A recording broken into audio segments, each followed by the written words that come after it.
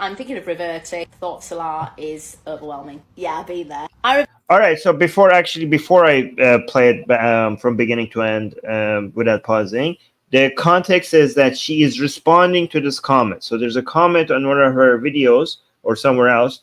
The comment is, do you ever have any problems keeping up with prayers generally? I'm consider reverting, but feel like Salah, or as Persians say, Salat or Namaz, is a bit overwhelming. So as a Muslim, you're supposed to pray 5 times a day, technically 3 times a day if you're a Shia.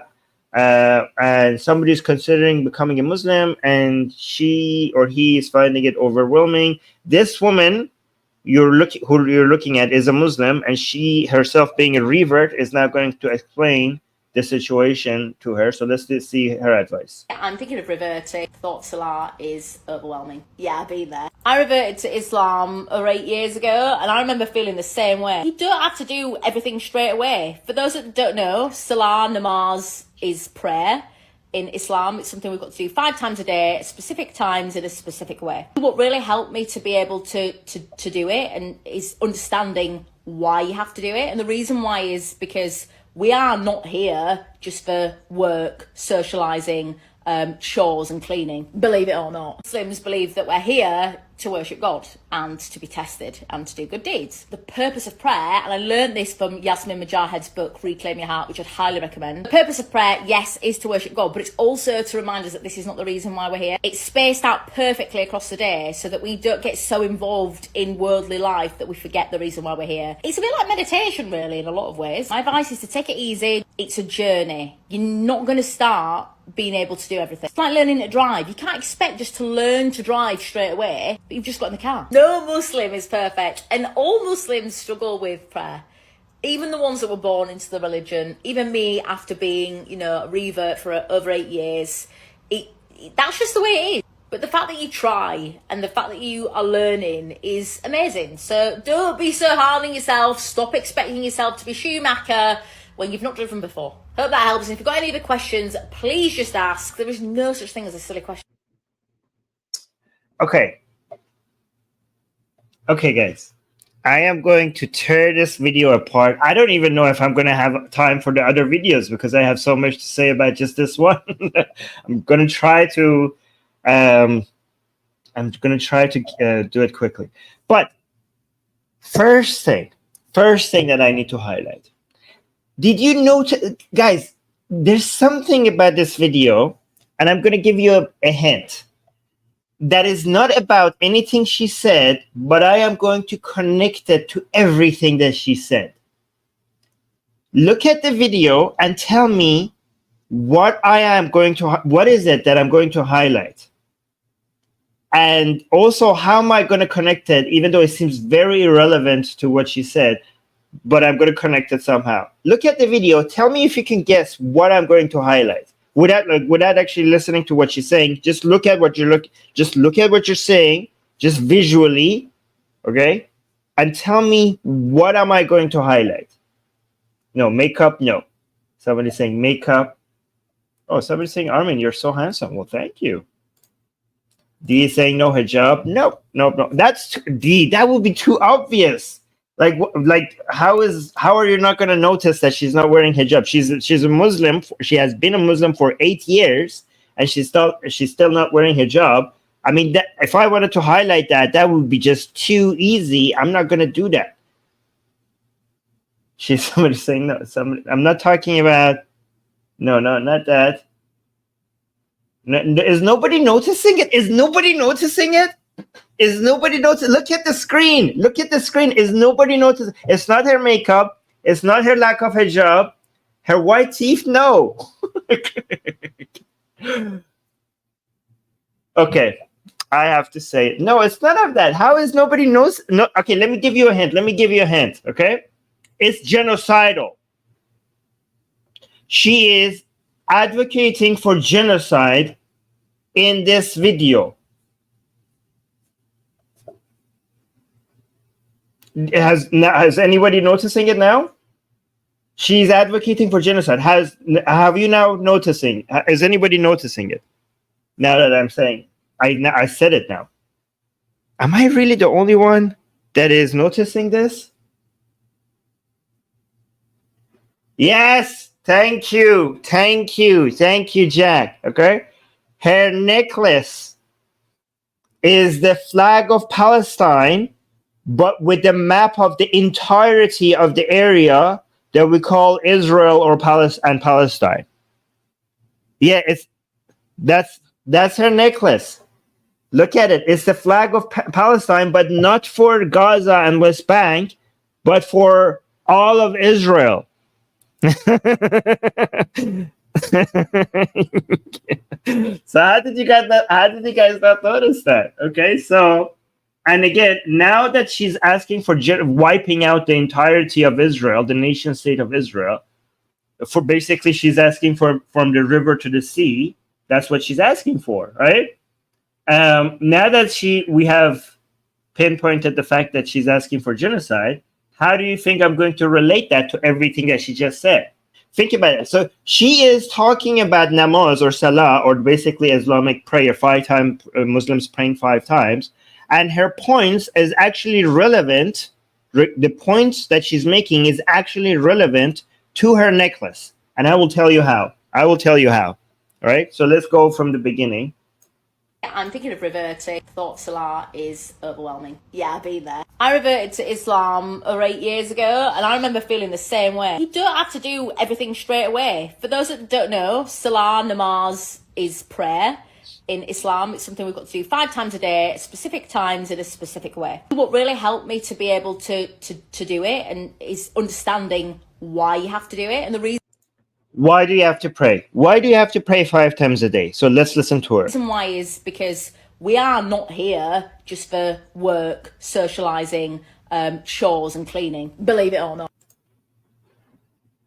We're not here. We're not on this. The point of this world is not for chores, cleaning, socializing, and all of these other stuff. Okay? These are the stuff. Socializing, for example. These are what is the category of the things that she's saying we're not here for? So the reason why you're supposed to pray 5 times a day is for you to be reminded of why are you here? What's the purpose of you being here? And she lists a whole bunch of stuff that it's not these. What is this category of things that she's highlighting? These are what we associate usually with living, with life, right?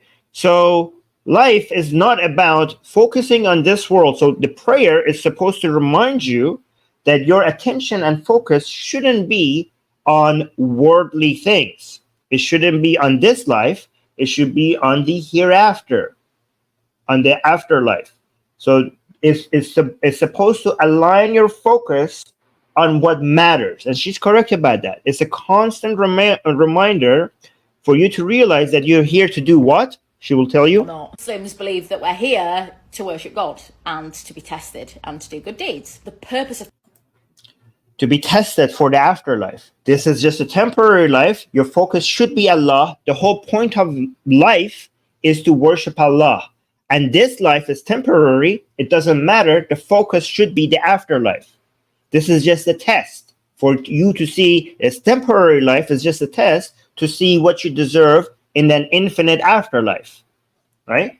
So what I don't know if she understands what she's saying, but what this basically means is that Islam is a death cult.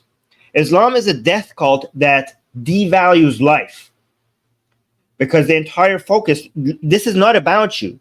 So we as humanists, and we as liberals, so humanism shows our focus.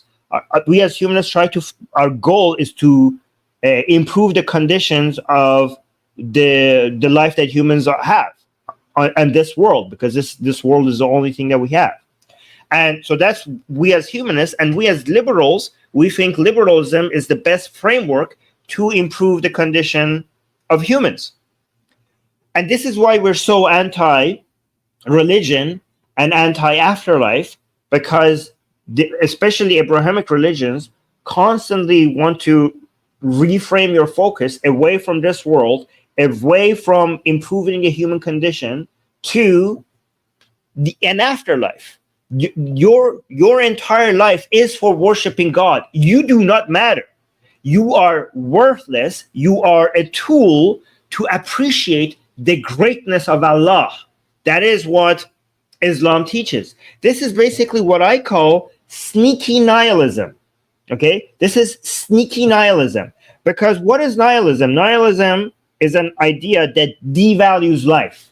But Islam is sneaky nihilism because it acts like it's valuing a life, an afterlife, but it devalues this life that you have, but that other life doesn't exist. So what ends up happening is that it just devalues life.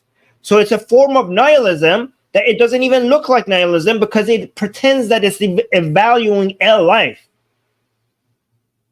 Right? So, but in effect, it's only devaluing the only life that we have. Right? So let's continue. Prayer, and I learned this from Yasmin Mogajed's book, Reclaim Your Heart, which I'd highly recommend. The purpose of prayer, yes, is to worship God, but it's also to remind us that this is not the reason why we're here. It's spaced out perfectly across the day so that we don't get so involved in worldly life that we forget the reason why we're here. It's in worldly life. So worldly life is the only, madam, lady, worldly life is the only life you will ever have. If you don't care about worldly life, there's no other life for you to care for. Okay, so this is, guys, this is why this is so this ideology is so dangerous, right? I'm telling you that it's actually rational to be an extremist Muslim if your understanding is that this life is temporary and the other life is infinite. Then it's actually rational to be an extremist, to be a terrorist. Again, I'm not advocating for this, YouTube, to be a terrorist. I'm just saying that the premises of this ideology makes that conclusion the most rational. In fact, the moderate ones, the secular ones, the good Muslims, they are the ones who are being irrational. I would have been a radical Muslim if I actually believed in the foundation of Islam, because that would be the logical conclusion. a bit like meditation, really, in a lot of ways. So no, it's not like meditation. It's not like, oh, prayer. It's just like meditation. It's like meditation. No, it's not like meditation. Meditation is supposed to ground you, to focus. Look at, you just said that prayer is supposed to make you forget yourself, forget this worldly life, focus on Allah, focus, like lose attention from yourself and focus your attention on the afterlife and God. Meditation does the opposite. Meditation grounds depends on the type of meditation. We have so many different meditations, but at least many of them are supposed to increase the focus on, make you self-aware. It's self-awareness. It's being aware of everything that is coming in and out of your mind. It's supposed to ground you to reality, to this world, not to completely self-destruct in the surface of another entity. So no, it's not like meditation. It's basically the opposite of meditation. My advice is to take it easy. It's a journey. You're not going to start being able to do everything. It's like learning to drive. Yeah, but guys, it's very difficult to self-destruct everything that you are and who you are as a person, and to sacrifice your entire world for a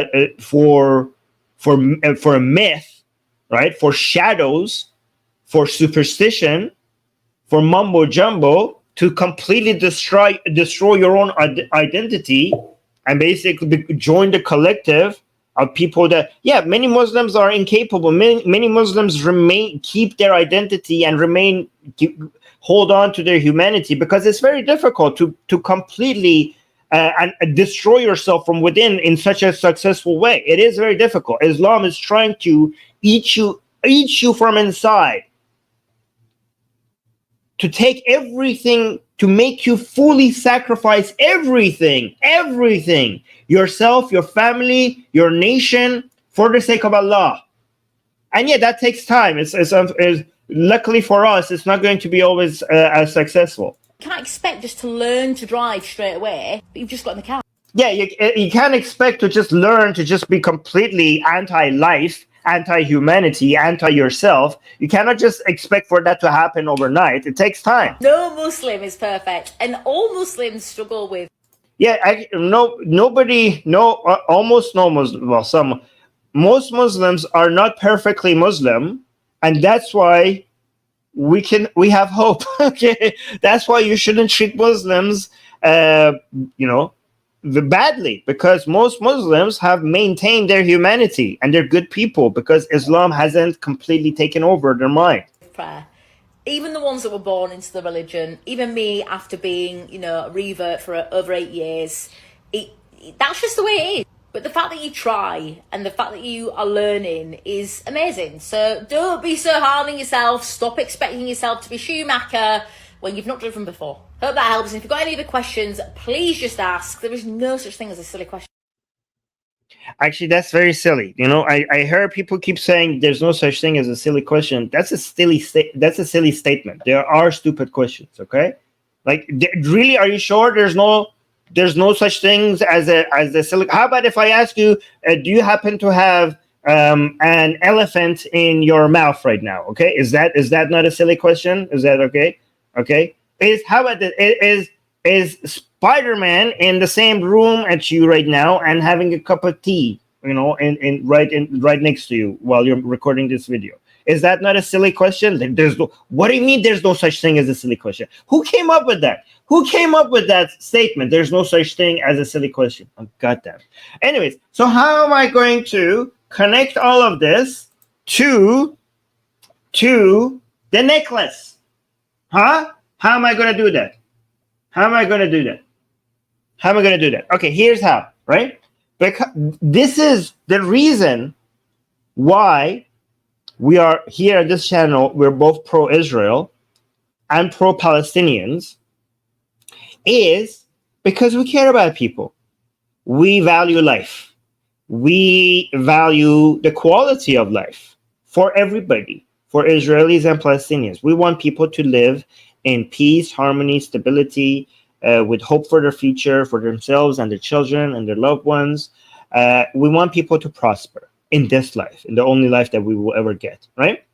And we think people like her and all the other people who claim to be pro-Palestinian, they are a curse upon the Palestinian people, giving them, because these people have revolutionary fetish, and they're sacrificing the Palestinian people to satisfy their revolutionary fetish. They have spread an ideology of leftist revolutionary fever mixed with Islamism for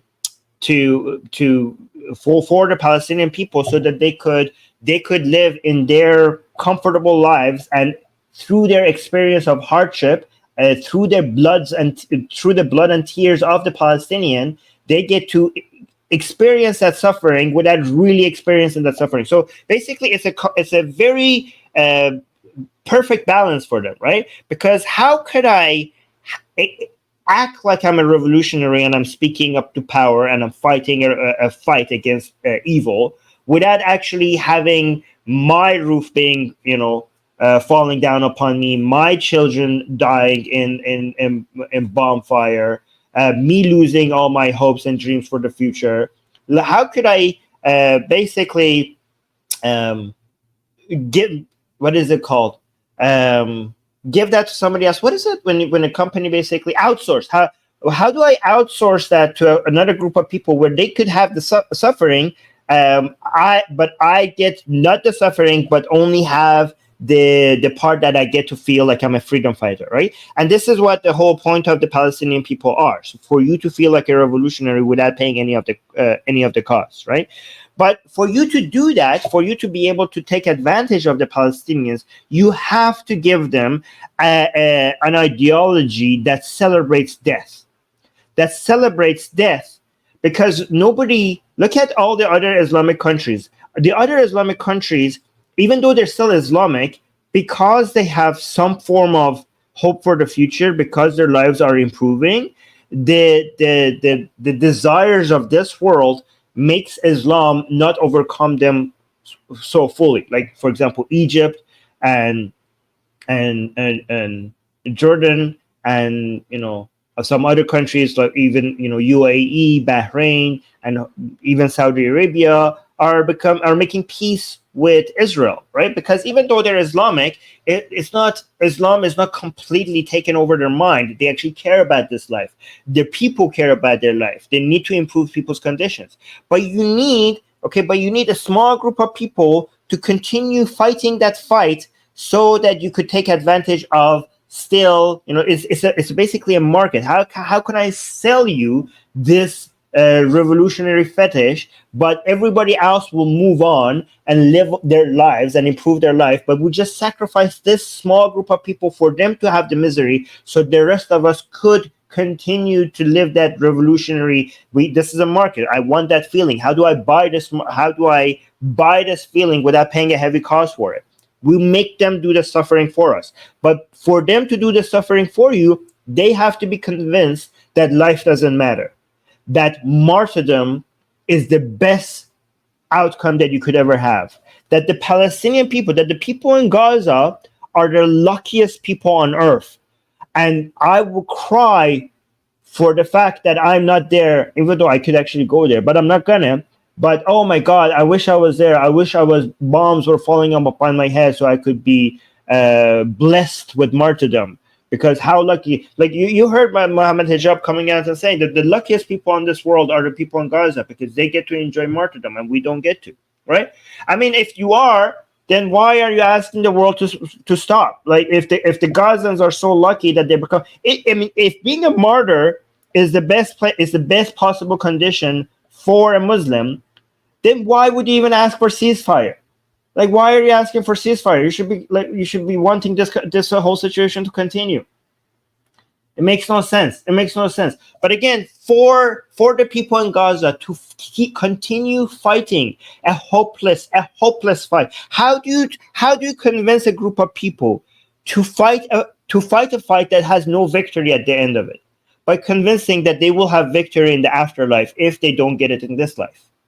By shifting their focus away from this life to the afterlife. And that's how the call for genocide that she's advocating for with her necklace is exactly relevant to what she was saying about how prayer shifts your focus to what matters, the afterlife and God, away from the simple list, the category of things that he mentioned, the list of things that he mentioned. That's basically what we call here life. She said our chores, our socializing, basically the simple things that we have to do or enjoy, or basically life. She said that is not what we are here for. We're here simply to worship Allah. That means we don't matter. You don't matter. You only matter if you're serving Allah, and your mattering comes from worshiping and serving Allah.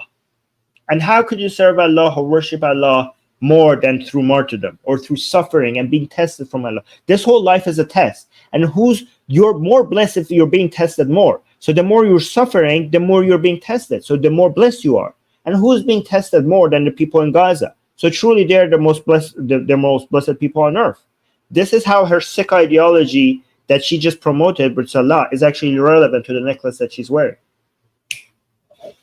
Nobody else will tell you these things, this is like, has anybody broken this down for you like this? Like the stream if you appreciate what I just told you.